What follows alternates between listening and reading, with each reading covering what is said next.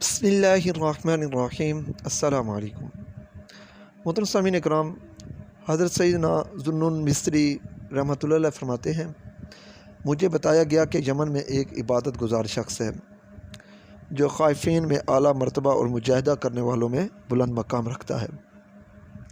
اس کی یہ صفات سن کر مجھے زیارت و ملاقات کا شوق ہوا۔ چنانچہ حج سے فراغت کے بعد میں یمن گیا اور پوچھتا پوچھتا اس عابد کے گھر پہنچا۔ وہاں دروازے کے پاس بہت سے لوگ جمع تھے، وہ سب بھی اس خائفین کے زیارت و ملاقات کرنے آئے تھے۔ ہمارے درمیان انتہائی کمزور اور نحیف بدن اور زرد چہرے والا ایک متقی و پرہیزگار جوان بھی تھا۔ ایسے لگتا تھا جیسے کسی بہت بڑی مصیبت نے اسے موت کے قریب پہنچا دیا ہے۔ کچھ دیر بعد دروازے سے ایک بزرگ آیا اور نماز جمعہ کے لیے مسجد کی طرف چل دیا۔ سبحان اللہ عز و جل، یہ وہ پرہیزگار و عبادت گزار شخص تھا جس کی ولایت کے ڈنکے دنیا بھر میں بج رہے تھے۔ ہم بھی اس کے پیچھے چل دیے اور ایک جگہ اس کے گرد جمع ہو گئے تاکہ اس سے گفتگو کریں۔ اتنے میں وہ کمزور نوجوان آیا اور سلام کیا۔ بزرگ نے اسے خوش آمدید کہا اور بڑی گرم جوشی سے ملاقات کی۔ نوجوان نے کہا، اے شیخ، اللہ تبارک و تعالیٰ نے آپ جیسے لوگوں کو دلوں کی بیماری کا طبیب اور گناہوں کے درد کا معالج بنایا ہے۔ مجھے بھی ایک بہت گہرا زخم ہے جو بہت پھیل چکا ہے۔ اب میری بیماری عروج کو پہنچ چکی ہے۔ اللہ تبارک و تعالیٰ آپ پر رحم فرمائے۔ اگر آپ مناسب سمجھیں تو اپنے مرہم سے میرے زخموں کا علاج فرما دیجیے اور مجھ پر احسان فرمائیے۔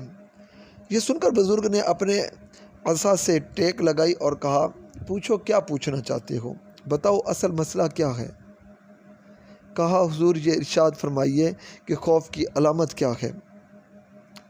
تو اس بزرگ نے فرمایا، اس کی علامت یہ ہے کہ اللہ تبارک و تعالیٰ کا خوف تجھے ہر خوف سے نجات دے دے، اس کے علاوہ تجھے کسی کا خوف نہ رکھے۔ یہ سن کر اس کمزور نوجوان نے درد بھری آہیں بھرتے بھرتے وہ بے ہوش ہو کر گر پڑا۔ جب افاقہ ہوا تو اپنے ہاتھ سے چہرہ صاف کیا اور کہا، اللہ پاک آپ پر رحم فرمائے، یہ بتائیے کہ بندہ خوف خدا میں کب پختہ ہوتا ہے، اسے خوف خدا عز و جل میں درجہ کمال کب نصیب ہوتا ہے۔ تو اس بزرگ نے پھر فرمایا، جب وہ دنیا میں اپنے آپ کو مریض کی طرح رکھے اور بیماری کے خوف سے ہر قسم کے کھانے سے اپنے آپ کو بچائے، مرض کے طویل ہو جانے کے خوف سے دوا کی کڑواہٹ برداشت کرے۔ نوجوان نے پھر ایک درد بھری چیخ ماری اور منہ کے بل گر کر بے ہوش ہو گیا۔ جب ہوش آیا تو کہا، حضور مجھ پر نرمی فرمائیے۔ بزرگ نے کہا، پوچھو جو پوچھنا ہے۔ اس کمزور نوجوان نے عرض کی، اللہ رب العزت سے محبت کی کیا علامت ہے؟ یہ بات سنتے ہی اس بزرگ پر کپ کپی طاری ہو گئی۔ پھر روتے ہوئے کہا، میرے دوست، بے شک درجہ محبت بہت اعلیٰ ہے، بہت اعلیٰ درجہ ہے محبت کا۔ نوجوان نے کہا، حضور میں چاہتا ہوں کہ آپ مجھے اس کے متعلق کچھ بتائیں۔ پھر اس بزرگ نے فرمایا، بے شک اللہ تبارک و تعالیٰ سے محبت کرنے والوں کے دل محبت کی وجہ سے چاک ہو جاتے ہیں۔